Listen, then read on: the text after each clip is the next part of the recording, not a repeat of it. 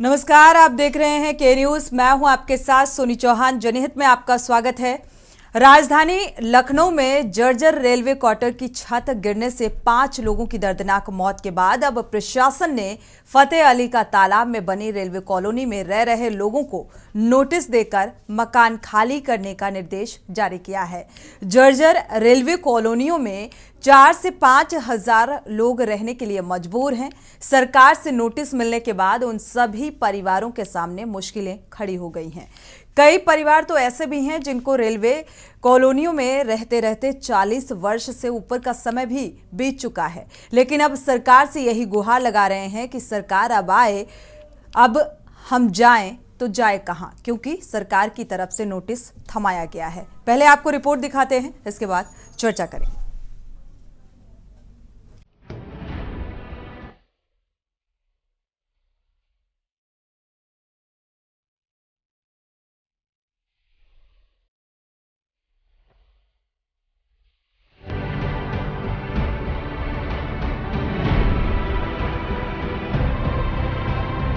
राजधानी लखनऊ में 16 सितंबर के दिन मकान की छत गिरने से 5 लोगों की मौत के बाद प्रशासन ने फतेह अली का तालाब में बनी रेलवे कॉलोनी जर्जर क्वार्टर में रह रहे लोगों को क्वार्टर खाली करने का निर्देश दे दिया है। निर्देश मिलने के बाद अब क्वार्टर में रह रहे लोगों के सामने सबसे बड़ी मुश्किल आ खड़ी हुई है। हमारे संवाददाता भरत सेठी ने फतेह अली तालाब क्षेत्र में पहुंचकर वहां रह रहे लोगों से बातचीत की और उनकी समस्याओं के बारे में जाना।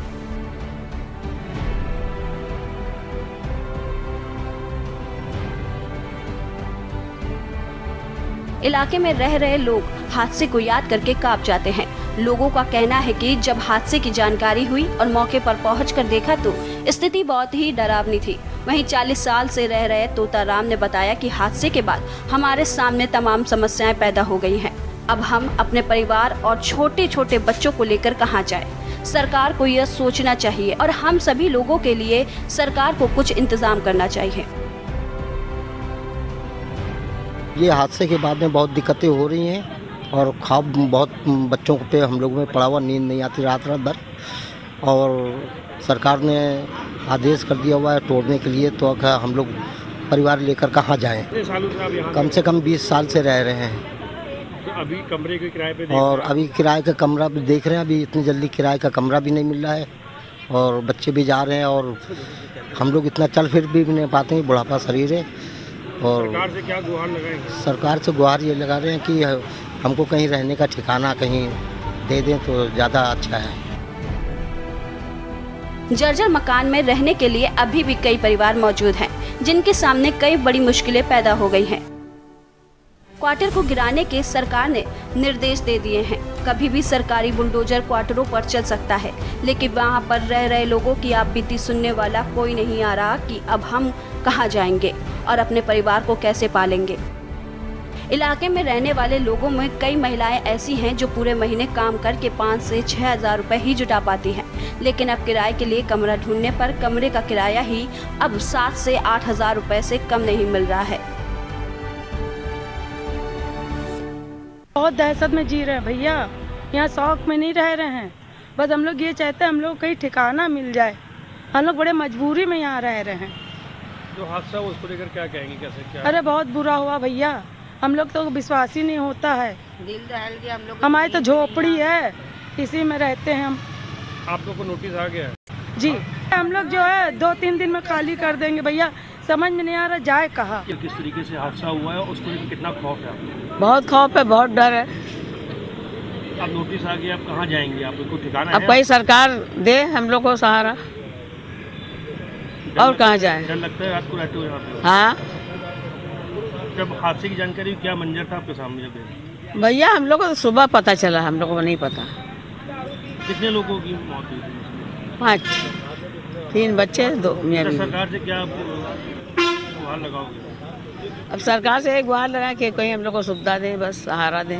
ये सर बहुत डर डर के सब यहाँ जी रहे हैं सर, और कब किसके साथ में क्या हादसा हो जाए ये कहा नहीं जा सकता। और सरकार को हम लोगों के लिए इंतजाम भी करना चाहिए, लेकिन कोई इंतजाम ही नहीं है यहाँ पर। आदमी मकान छोड़ के कहाँ जाएगा? रोड पे तो रहेगा नहीं। और मकान भी अलॉट हुआ है तो वो दबंग आदमी वो खाली नहीं कर रहे हैं सर। हम लोग तो अलॉटमेंट है, अगर हम लोग को कहीं जगह देंगे तब तो जाएंगे, छोड़ के कहाँ जाएंगे बताइए। जर्जर मकानों में किस तरीके से लोग रह रहे हैं, हकीकत जानने के लिए हमारे संवाददाता भरत सेठी ने कॉलोनी में बने क्वार्टर के हाल को जाना। इसी कॉलोनी में हादसा हुआ था। ये जो क्वार्टर आप देख रहे हो दोनों तरफ, यहाँ पर लोग रहते हैं दहशत में। अभी एक क्वार्टर के अंदर की जो तस्वीर है हम आपको दिखाना चाहेंगे कि कितनी जर्जर स्थिति है। लोग यहाँ पर मजबूरी से रहते हैं, शौक से नहीं रहते। ऊपर की दीवारें जिस तरीके से हाल हो रखा है घर का, कब हादसे का शिकार हो जाए, खौफ के मंजर, खौफ के साए में जीवन को बिताने में के लिए मजबूर क्वार्टर के अंदर लोग रहते हैं। ऊपर की तस्वीर हम आपको दिखाना चाहेंगे किस तरीके से सीलन आ रही है, कब हादसे का शिकार हो जाए। 2 कमरे का क्वार्टर है, यहाँ पर ऐसी स्थिति में लोग घर पर रहते हैं। हादसे के बाद लोगों में डर समा गया है, लोगों के अंदर कि अब हम यहाँ पर रह रहे हैं। सरकार ने नोटिस तो जारी कर दिया है कि आप लोग मकान को 10 दिन के अंदर खाली करें, लेकिन ये नहीं बताया है कि आखिर जाए कहाँ। कॉलोनी में कुछ लोग हमारे साथ मौजूद हैं बात करने के लिए, उनसे बात करेंगे। जर्जर स्थिति में आप रह रहे हो मकान की, एक तो खौफ, दूसरा अब परेशानी कि आप जाए तो जाए कहाँ। क्या सरकार से आप गुहार लगाओगी और क्या इस समय आप लोगों के दिमाग में चल रहा है कि कैसे क्या अपने जीवन को व्यतीत करेंगे आने वाले समय में? अभी ऐसा हादसा हुआ है कि डर बस गया है, दूसरे मकान ढूंढ रहे, दूसरे खाने का ठिकाना नहीं है, चौका बर्तन करके हम लोग खुद एडजस्ट कर रहे हैं। दूसरे ये वाकया हो गया है। सरकार से बस यही है निवेदन की कुछ हेल्प कर दे हम लोग के गरीब आदमियों की। नहीं है कई सालों से यहाँ पे लोग रह रहे हैं, अचानक अब आप लोगों को जाना पड़ रहा है, तो अब किस तरीके से परेशानी आप लोगों के सामने है? बहुत परेशानी है सर, क्या बताएं आपको। रात में सो नहीं पा रहे, 3-3 4-4 बस यही सोच रहे हैं कहाँ से घर ले, कैसे घर चलाए, बच्चे कैसे पाले, सब कुछ की दिक्कत है। क्या अभी आप लोग रूम देखने किराए पे गए थे क्या? हाँ, कोठी तरी है तो फिर रूम देते 8-8 हज़ार 9-9 हज़ार तक कमरा मिल रहा, कहाँ ले पाएंगे, गरीब आदमी कहाँ से ले पाएगा। दिक्कत आ गई है हादसे के बाद से, तब सब जितने भी यहाँ पे लोग रहने वाले हैं सबके सामने समस्या है। पूरा जीवन यहाँ व्यतीत किया है, कई सालों से यहाँ पर रह रहे हैं। हादसे के बाद आखिर जाए तो जाए कहाँ? भरत सेठी के न्यूज़ इंडिया, लखनऊ। हादसे के बाद से खौफ के साए में रह रहे लोगों को अपने परिवार की भी चिंता सता रही है। छोटे छोटे बच्चों के साथ क्वार्टर में रहने के लिए मजबूर हैं और अब सिर्फ यही सरकार से गुहार लगा रहे हैं, सरकार अब हम जाएं तो कहां जाएं। राजधानी लखनऊ से भरत सेठी की रिपोर्ट।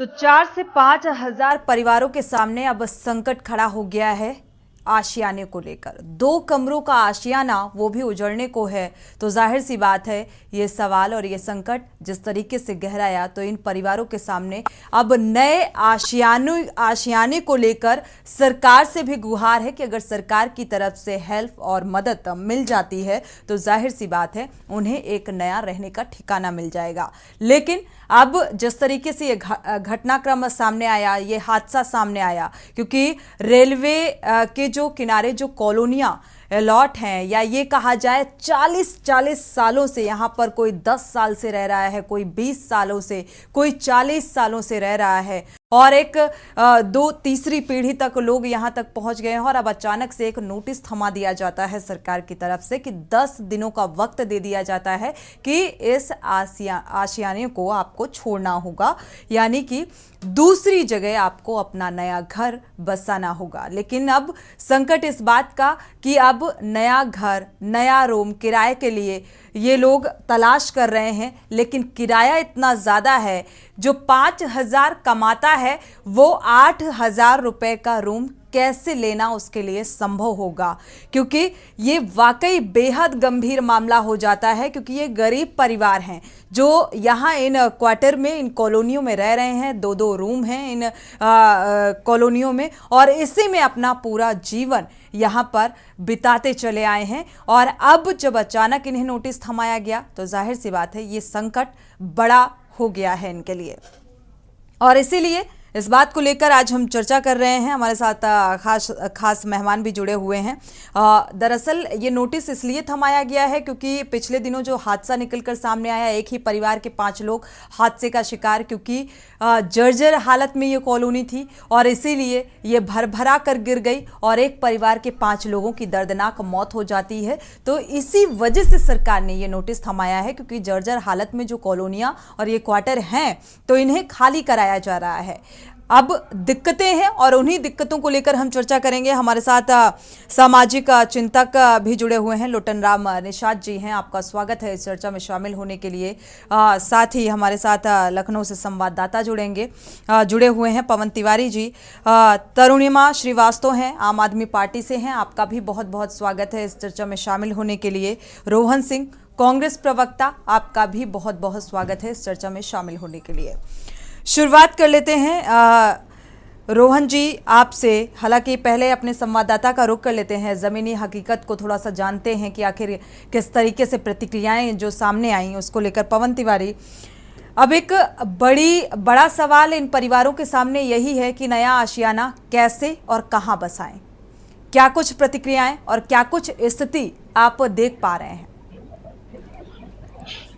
जी, आपको बता दें कि हम इसमें मौजूद हैं फतेह अली की उसी रेलवे कॉलोनी में जहां पर कुछ दिन पहले एक भीषण हादसा हुआ था जिसमें 5 लोगों की दर्दनाक मौत हो गई थी। जिसके बाद रेलवे प्रशासन ने यहां पर रहने वालों को उससे पहले भी नोटिस जारी किया था, लेकिन उसके बाद ये कार्रवाई तेज कर दी गई है। फिलहाल यहाँ पर अभी भी कुछ लोग रह रहे हैं और उनके सामने काफी बड़ी दुश्वारियां हैं। एक तो जो मकान गिरा उसके बाद जो उनके मन में खौफ है उसको लेकर काफी ज्यादा दिक्कतें हैं उनको, और उसके साथ ही साथ उनको दूसरी जगह किराए का कमरा ढूंढना पड़ रहा है और जो कुछ काफी महंगा है। तो दोनों तरफ से उनके अंदर एक खौफ है कि अगर यहाँ से जाएं तो कहाँ जाएं, और अगर यहाँ रह भी नहीं पा रहे क्योंकि जो हादसा हुआ है उसके बाद यहाँ के लोगों में डर का पूरा माहौल है, क्योंकि जो ये कॉलोनी है पूरी तरह से जर्जर हो चुकी है। इसकी जो छतें हैं, दीवार है, सभी इस तरह की है कि कभी भी ये गिर सकती है। लेकिन लोगों की मजबूरी है, इतना ज्यादा उनकी इनकम नहीं है कि वो अलग जाके कहीं रहे, किराए पर रहे, तो कहीं ना कहीं काफी ज्यादा मजबूरियों का सामना करना पड़ रहा है उनको और उसकी वजह से यहाँ पर रह रहे हैं। लेकिन हमने कुछ लोगों से बात की तो उन्होंने बताया कि हम लोगों ने इस हादसे के बाद किराए पर कमरा खोजना शुरू कर दिया है और कहीं ना कहीं जो है कमरा किराए पर लिया जाएगा। आपसे कुछ ही देर पहले यहाँ पर उत्तर प्रदेश के डिप्टी सीएम ब्रजेश पाठक यहाँ पहुंचे थे और यहाँ जो मौजूद लोग थे उनसे बात की थी और उन्होंने आश्वासन दिया है कि जो यहाँ के लोग हैं उनका नाम पता लिखकर उनको जो गरीबों के लिए कॉलोनियां मिलती हैं उसमें उनको समायोजित करने का प्रयास किया जाएगा। फिलहाल उन्होंने अभी आश्वासन यहाँ पर दिया है। यहाँ के लोगों को कहना है कि डिप्टी सीएम यहाँ पर आए थे और उन्होंने जो है फॉर्म भरने की बात कही है, लेकिन अभी चलिए, तो एक भरोसा, एक उम्मीद इस बात को लेकर भी है जिस तरीके से डिप्टी सीएम ने, ब्रजेश पाठक ने यह आश्वासन दिया है कि जो गरीब तबके के लिए जो कॉलोनियां निर्धारित होती हैं उसमें समावेश किया जाएगा, यानी कि रहने का एक नया आशियाना मिल सकेगा और जिस तरीके से इनकी दरकार है। हमारे साथ खास मेहमान भी जुड़े हुए हैं, प्रतिक्रिया ले लेते हैं इस मामले को लेकर। समाजवादी पार्टी के नेता मयंक यादव जी भी जुड़ चुके हैं हमारे साथ। स्वागत है आपका इस चर्चा में शामिल होने के लिए। शुरुआत रोहन सिंह से कर लेते हैं, कांग्रेस प्रवक्ता हैं। रोहन सिंह जी, जो ये मामला सामने आया राजधानी से, जर्जर हालत में ये कॉलोनियां और एक परिवार के 5 लोगों की इस मकान या ये कहें ये आशियाना गिर जाने की वजह से मौत हो जाती है और इसके बाद सरकार एक सुरक्षा के दृष्टिकोण से इन्हें खाली कराए जाने को लेकर एक नोटिस थमा देती है। दिक्कतें अब ये सामने आ रही हैं इन गरीब परिवार के सामने कि अब नया आशियाना कहां और कैसे बसाएं, क्योंकि आर्थिक स्थिति कमजोर है, बहुत बेहतर नहीं है। जो 5,000 रुपये कमाता है वो 8,000 का रूम लेकर कैसे रह पाएगा? आप एक बात समझिए, कल्याणकारी राज्य की जो अवधारणा है वो ये कहती है कि हमारा शिक्षा, स्वास्थ्य और ऐसी कोई भी चीजें जो जीवन की मूलभूत आवश्यकता है उसके कारण अगर उसको नहीं पूरी होता है तो समाज में अवस्था पैदा हो जाती है। तो ये राज्य की जिम्मेदारी होती है, राज्य की नागरिकों को ये मूलभूत सुविधाएं वो प्रदान करे। इंदिरा आवास योजना से लेके प्रधानमंत्री आवास योजना और तमाम योजनाएं केंद्र सरकार और राज्य सरकारों ने अपने अपने दौर में चलाई, लोगों को दिया जाता है। बहुत बड़े पैमाने पर क्या कहते हैं, जो लोग सड़क किनारे रहते हैं या झुग्गी झोपड़ियों में रहते हैं, उनका नियमितीकरण किया जाता है, घर बनाए जाते हैं। आवास विकास परिषद इसलिए थी, आज भी काम करती है। अब ये रेलवे कॉलोनी का मामला होता है कि यहाँ पर जो मकान जर्जर था, गिर गया, लोगों की जान चली गई, सब सरकार को संवेदनशील होना चाहिए था, इस मामले प्रशासन को संवेदनशील होना चाहिए। एक चीज, दूसरी चीज ये है कि लोगों की जान है, जरूरी है, तो नोटिस थमा देना इसका विकल्प था नहीं। लेकिन जो लोग ये फैसला लेते हैं उनके अंदर मूलभूत उस चीज की संवेदनशीलता का कमी है। वो लोग उस चीज को महसूस नहीं करते कि वो जो लोग हैं ये बाहर निकाल दिए जाएंगे तो ये कहाँ जाने वाले हैं। बारिश होगी और उनके सामान संपत्ति है, घर में बच्चे हैं, बच्चियां हैं और तमाम चीजें हैं।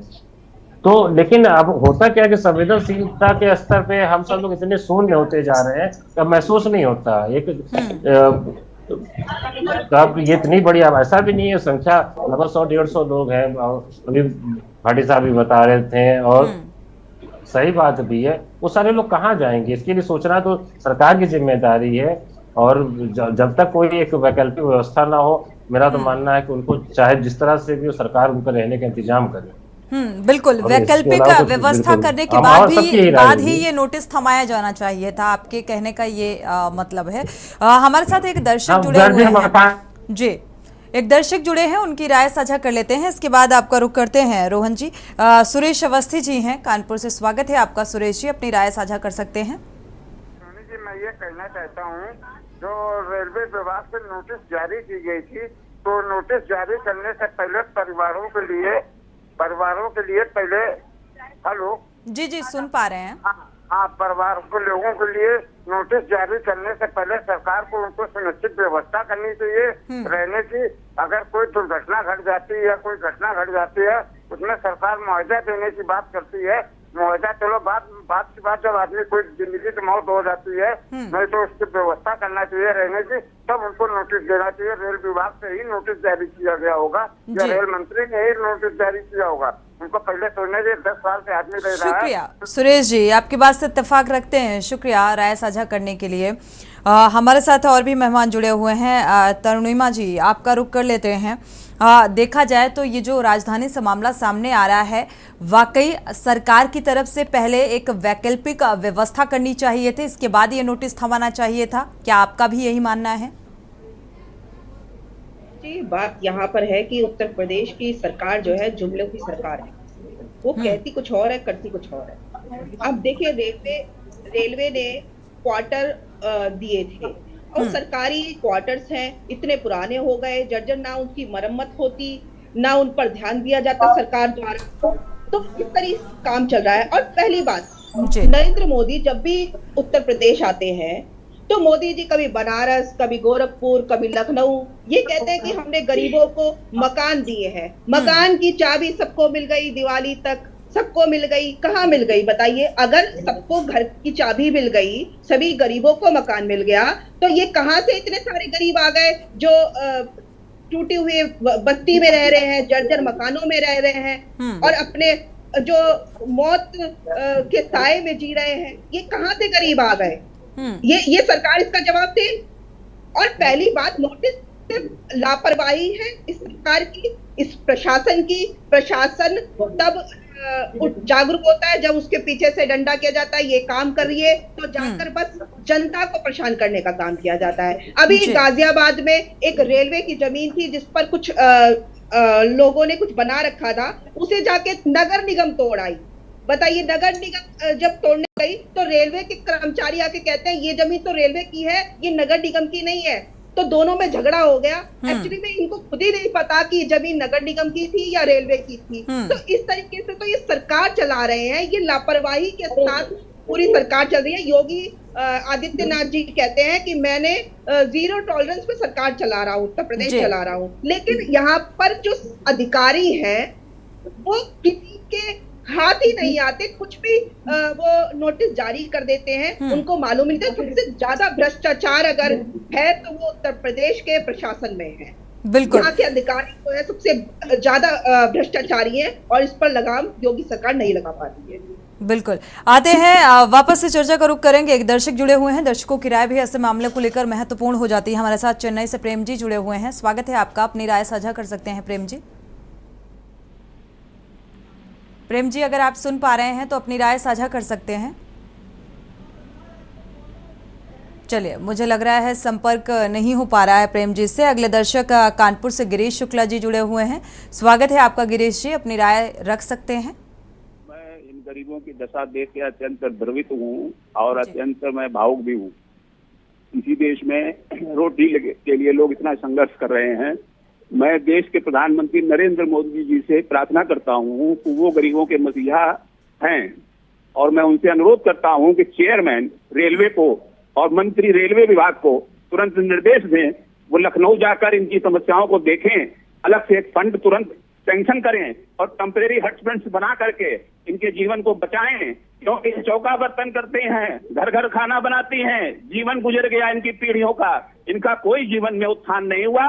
इस बात को नरेंद्र मोदी जी अपनी आंखों से स्वयं देखें, क्योंकि वो गरीबों के अगर मसीहा हैं, इन गरीबों पर दया करें, इनके लिए हटमेंट्स की व्यवस्था करके बाद में रिनोवेशन करें इन क्वार्टरों का। इनको इन्होंने चौका बर्तन करके जिनकी काटी, इनके पास कितना पैसा है जो अपना घर बसा लेंगे, आप इनको देखें। मैं नरेंद्र मोदी जी और मरम्मत का कार्य अगर समय रहते कि हुआ होता तो आज ये दिन नहीं देखना पड़ता, जिस तरीके से इतनी जर्जर हालत में है ये कॉलोनियां। शुक्रिया हमारे साथ जुड़ने के लिए गिरीश जी और ये राय साझा करने के लिए। और अगर देखा जाए जिस तरीके से सरकार की तरफ से ये नोटिस रेलवे विभाग की तरफ से थमाया गया है, तो जाहिर सी बात है पहले रहने की उचित व्यवस्था होनी चाहिए थी इन गरीब परिवारों की, इसके बाद ये नोटिस थमाया जाना चाहिए था। और अगर नोटिस थमा भी दिया गया तो रहने की उचित व्यवस्था, क्योंकि अब इन परिवारों के सामने सबसे बड़ा संकट यही है कि हम इतने सालों से यहाँ पर रह रहे थे और अब हम कहां और कैसे अपना नया आशियाना बसाएं। इस बात को लेकर ये दरकार भी है सरकार से कि आर्थिक रूप से सहायता मिलनी चाहिए।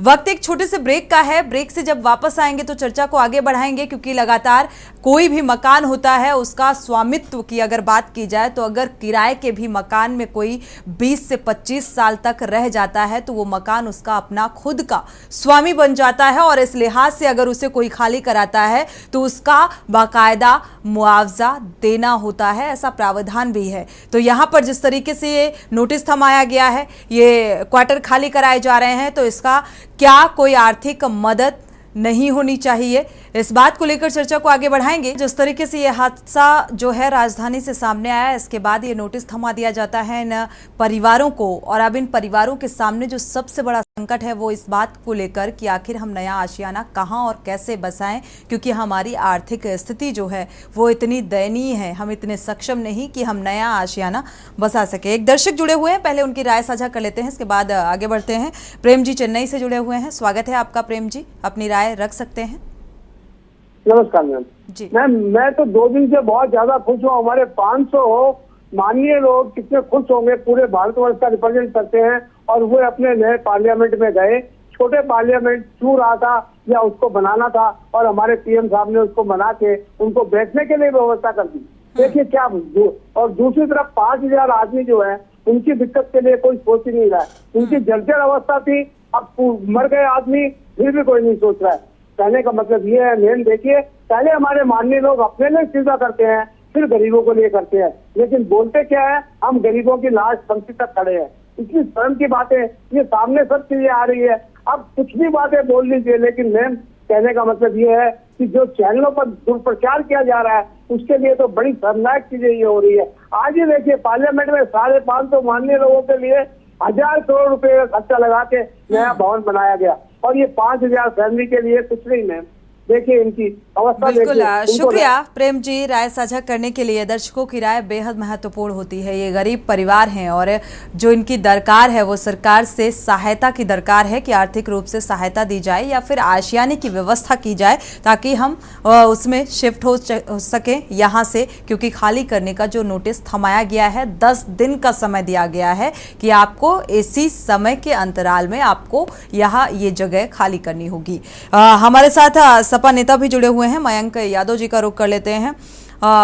हालांकि वो नहीं है। अगर जुड़ते हैं तो ज़रूर हम उनसे प्रतिक्रिया लेंगे इस मामले को लेकर। हमारे साथ लोटन राम निषाद जी भी हैं, सामाजिक चिंतक हैं। आपका रुख करते हैं, काफ़ी देर से आप इंतज़ार कर रहे हैं। लोटन राम जी, ये जो तस्वीर आप देख पा रहे हैं, जिस तरीके से ये नोटिस थमाया गया है सरकार की तरफ से, क्या अपेक्षा, क्या नज़रिया? 16 दिसंबर को जो फतेह अली तालाब कॉलोनी में जो घटना हुई वो बहुत ही मर्माहत करने वाली है जी। और उस कॉलोनी के बासिंदे जो है बेहद ही गरीबी का जीवन जी रहे हैं। उनको जो है कि सही तरीके से जो है जीवन यापन करने की भी समस्याएं, तमाम तरह की समस्याएं हैं। हर नागरिक को 5 मूलभूत जीवन की आवश्यकताएं होती है: रोटी, कपड़ा, मकान, स्वास्थ्य और शिक्षा की। प्रधानमंत्री जी हर संडे को 2 करोड़ 12 लाख रुपया खर्च करके मन की बात करते। अभी आप देखिए होगी कि G20 का कार्यक्रम हुआ, 990 करोड़ का बजट था, लेकिन खर्चा आया 4120 करोड़ का। तो पानी की तरह जो है कि अपने को चमकाने के लिए जो सरकार पैसा बहाती है, तो ये भी भारत के नागरिक है। इन गरीबों की तरफ भी जो है सरकार का ध्यान जाना चाहिए और सरकार को बेहद संवेदनशील होकर के जो है कि उनकी आवासीय जो समस्या है उसका समाधान किया जाना चाहिए। हम तो देखिए अभी इधर सुशांत बुर्ज सिटी के पास और मेदांता हॉस्पिटल है, वहां पीएम आवास योजना के तहत आवासों का आवंटन किया गया। मैंने तमाम लोगों से वहां पर पूछताछ किया तो 10% लोग भी जिनके नाम से आवंटन हुआ है जी, उन आवासों में न रह करके वो किराए पर उसको जो है 6,000, 7,000, 8,000 रुपया में उठा दिए हैं जी। वही ये हकीकत है जी। की भी रही। तो मैं सरकार से आग्रह करना चाहूंगा कि ये रेलवे कॉलोनी ने रेलवे विभाग ने जब यह घटना 16 दिसंबर को होती है तो उसका ध्यान उस जर्जर कॉलोनी की तरफ जाता है और 10 दिन में खाली करने की नोटिस जारी की जाती है। सरकार को तत्काल त्वरित कार्रवाई करते हुए उनके वैकल्पिक आवासीय व्यवस्था किया जाना चाहिए, क्योंकि वह भी भारत के नागरिक है, हमारे समाज के अभिन्न अंग है। और देश के प्रधानमंत्री तो अपने को गरीब माँ का बेटा, अपने को चाय बेचने वाला बताते हैं। तो गरीबों की कम से कम समस्याओं का समाधान के लिए प्रधानमंत्री जी को जो है कि आगे आना चाहिए। अभी देखा गया कि 5,000 करोड़ एक न्यूज चैनल के मालिक थे, नाम नहीं लेना उचित समझूंगा क्योंकि आप भी चैनल चलाते हैं जी, कि उनका 5,000 जो है बकाया को जो है कि माफ कर दिया गया। तमाम लोग 39 जो भारतीय बैंकों के कर्जदार थे वो भगोड़े बन करके जो है कई हजार करोड़ रुपया जो है वो लूट करके सभी भाग गए। तो उनके लिए सरकार तो उनका बकाया है और कर्जा जो है बच्चा खाने में डाल देती है क्योंकि उनके अपने लोग हैं। ये सरकार नारा देती है। बिल्कुल आपकी बात से इत्तेफाक रखते हैं, जायज है ये जी। मेरा निवेदन है कि डबल इंजन की सरकार, चाहे केंद्र की सरकार हो चाहे राज्य की सरकार, राज्य की सरकार तो रामराज की बात करती है। दीनदयाल उपाध्याय जी के अंत्योदय योजना को बड़ा बढ़ा करके व्याख्यान दिया जाता है। तो यह दीनदयाल जी की जो मीमांसा थी अंत्योदय की, समाज के एकदम बिल्कुल निचले पादान के लोगों की, उनकी समस्याओं का समाधान करना चाहिए। तब ये रामराज की परिकल्पना जो की गई, रामराज की परिकल्पना जो है कि कारगर रास्ते पर जा सकती है। केवल भाषण से न तो प्रदेश का कल्याण होने वाला है न तो देश का विकास होने वाला है। जब तक कि हमारे समाज के वंचित लोग हैं, गरीब गुरबा समाज के लोग हैं, उनके लिए रोजी रोटी की व्यवस्था सरकार नहीं करा पाती है, जन कल्याणकारी योजनाओं को धरातल पर नहीं उतारती है। बिल्कुल। तो केवल जो है टीवी चैनलों पर जो है चेहरा चमकाने से और प्रिंट मीडिया में जो है बड़े बड़े विज्ञापन छपवाने से जो है ये देश का विकास नहीं होगा, न जनता की तरक्की होगी, न जनता की भलाई होगी। बिल्कुल। ये जो बिंदु आपने उठाए हैं, वाकई जिस तरीके से करोड़ों रुपए ये कहा जाए खर्च किए जाते हैं, उसका एक छोटा सा हिस्सा भी अगर इन गरीब परिवारों को, मुझे लगता है, इनके ऊपर इन्वेस्ट कर दिया जाए तो काफ़ी हद तक जो है इनकी समस्याएं कम हो जाएंगी। और फिर जो ये कहा जाता है कि गरीबों के मसीहा बनने की बात सत्ता पक्ष की तरफ से निकलकर सामने आती है, तो वो कुछ हद तक जरूर सार्थक होगी। हमारे साथ हमारे संवाददाता लगातार जुड़े हुए हैं लखनऊ से, घटनास्थल से, पवन तिवारी जी।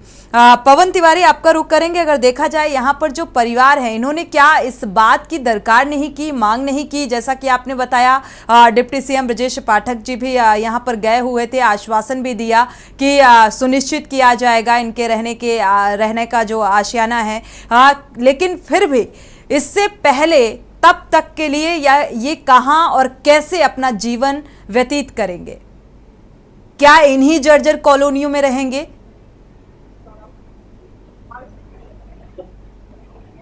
अनम्यूट करिएगा।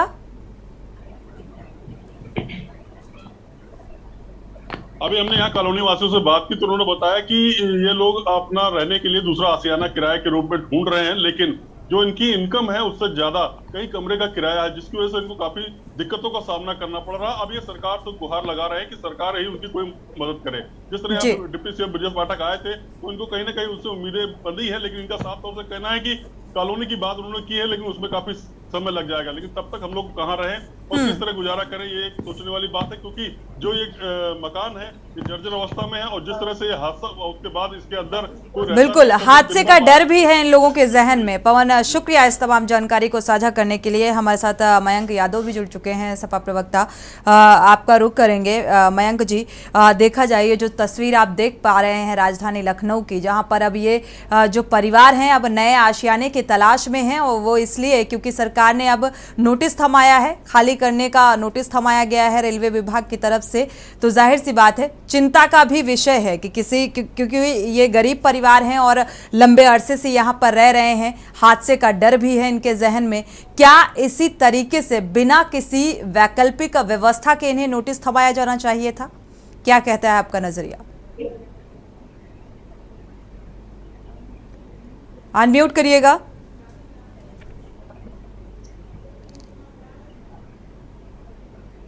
मयंक जी, आपको आवाज मिल पा रही है? अनम्यूट कर लीजिए। अनम्यूट करिएगा।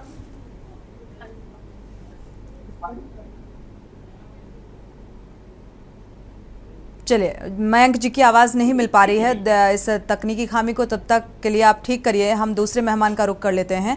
हमारे साथ रोहन सिंह जी भी लगातार जुड़े हुए हैं, कांग्रेस प्रवक्ता। जिस बात से जो सामाजिक चिंतक हैं, इन्होंने जो चिंता व्यक्त की, जो बिंदु इन्होंने उठाए, उन बिंदुओं से आप कितना इत्तेफाक रखते हैं? क्योंकि ये जो बातें हैं, करोड़ों रुपए किस तरीके से खर्च किए जा रहे हैं और जिस तरीके का एक माहौल बनाया जा रहा है, क्या वाकई उस माहौल को देखते हुए ऐसा लग रहा है कि वाकई गरीबी दूर हो रही है? मैम, पिछले 10 सालों में जब से नरेंद्र मोदी सरकार केंद्र में आई, उसके बाद से देश में गरीबों के जो संख्या है, जो एक्यूरेट नंबर्स में है, वो भी बढ़ी है और परसेंटेज में भी बढ़ी है। अब रही बात ये कि रिवाइज, जो पॉवर्टी लाइन को रिवाइज करने के जो बातें थी, उन्होंने इसका रिवाइज किया नहीं। मेथड जो थे परचेज पावर पैरिटी और कैलोरी कंजम्पशन, उस पर भी इन्होंने कोई सही काम किया नहीं। बेसिकली इन्होंने आंकड़े छुपाए और फजिंग करी है। पर जो सबसे बड़ी बात है कि नीति नियंता जो होते हैं, जो नीतियां बनाते हैं, जो शासन व्यवस्था लागू करते हैं, जिनके ऊपर जिम्मेदारी है राष्ट्र की, उनको देखना पड़ेगा कि एक बहुत बड़ी आबादी है जो अगर बगैर घर के रहेगी तो अव्यवस्था समाज में पैदा होगी ना। इसी समाज में ही व्यवस्था पैदा हुआ, हम कहीं नहीं जा रहा है। जैसे लोगों को अगर आप पढ़ाएंगे, सरकारें क्यों पढ़ाती हैं, अनिवार्य शिक्षा क्यों देती हैं? क्योंकि वो बच्चे अगर नहीं पढ़ेंगे तो कल के दिन में समाज में को ही पीछे ले जाएंगे। उसी तरह से एक जो बहुत बड़ी आबादी जो रहने से महरूम हो जाए, या फिर क्या कहते हैं, और जो बेसिक जरूरतें उस दूर हो जाए, तो फिर समाज की अवस्था, राष्ट्र की विफलता है। हमारा जो लोगों ने देश की आजादी की लड़ाई में जब लोगों ने जान दी, बहुत सारे लोगों ने कुर्बानी दी, उन्होंने कुछ सोचा था, कोई विचार था जिसके कारण ये सारी चीजें हुई थी। और वो विचार था कि देश की जो बहुत बड़ी आबादी जो कमजोर है, जो काबिल नहीं है, उसको राष्ट्र की जिम्मेदारी होगी कि वो उनको वो चीजों को पूरा करेगा, उनकी ताकत राष्ट्र बनेगा। ये आजादी के बाद से लेके 47 के बाद से लेके आज तक के दौर में यही होता आया है। और ये जैसे जैसे कॉर्पोरेट मजबूत होता जा रहा है, जैसे जैसे चीजों का बाजारीकरण हो रहा है, वैसे हर चीजों को पैसे से तौला जा रहा है। प्रॉफिट लॉस से सोचा जा रहा है, जमीन को जमीन की कीमत से सोचा जा रहा है। अभी आप जो कॉलोनियां खाली हो रही है, हम और आप यहीं रहेंगे सोनी जी, हम आप 2 साल बाद देखेंगे वहां पे कुछ और बन चुका होगा, और ये जो विस्थापित हो चुके हैं ये तो अब कई भटक रहे होंगे, और ये कहानी पूरे देश में है, लखनऊ में हो और सारे राज्यों में, ये हर जगह। ठीक है, कुछ भी अगर आप खाली करवा रहे हैं, आप कोई ऐसी रणनीति लेकर चल रहे हैं, तो आप इन परिवारों को आशियाना नया बना कर दीजिए, आप इससे कम बजट में दीजिए, क्योंकि ये 40-40 साल से लोग यहाँ पर रह रहे हैं। अब इनके सामने एक बड़ी समस्या सबसे ज्यादा यही खड़ी हो रही है कि हम नया आशियाना कैसे और कहाँ पर बनाएं। मैम एक बात और है, सोनी मैम आपका 1 मिनट और चाहूंगा। बात ये होती है मैम कि क्या कहते हैं, एक वैकल्पिक व्यवस्था बनाने की जब आप जो बात आप कह रही है, जब ये प्रधानमंत्री आवास योजना के लिए कहते हैं कि मैंने 20 करोड़ लोगों को चाबियां दे दी, वो चाबियां कहाँ दे रहे हैं, किनको दे रहे हैं आप? वो कौन लोग हैं जिनको चाबियां मिल रही है? हमारे सामने वो लोग खड़े हैं जिनको जरूरत है, अपने सामने मैं देख रहा हूँ सड़कों पे भटकते हुए। एक आप सड़कों पे निकलेंगे रात में, देखें कितने सारे लोग फुटपाथ पे सोते हैं, दिन भर रिक्शा चलाते हैं। वो बहुत बड़ी आबादी है जो दिखती नहीं है, दिन भर आपका लिए काम करती है, शाम को उन्हीं सड़कों पे सो जाती है। वो आबादी को खाना खा रही है, सड़कों पे उनके बच्चे पैदा हो रहे हैं, सड़कों पे उनके बच्चे बड़े हो गए, फिर वही काम में लग जा रहे हैं। बिल्कुल, एक तरफ हम G20 जैसे सफल आयोजन का जिक्र करते हैं, चंद्रयान 3 की सफलता का जश्न मनाते हैं, और दूसरी तरफ जब ये गरीबी की तस्वीर सामने आती है, जो झुग्गियों और झोपड़ियों में रहने को मजबूर हैं, वाकई कई सवाल खड़े होते हैं उस मंशा को लेकर जो कहा जाता है कि गरीबी दूर हो रही है। आप सभी मेहमानों का बहुत बहुत शुक्रिया इस चर्चा में शामिल होने के लिए।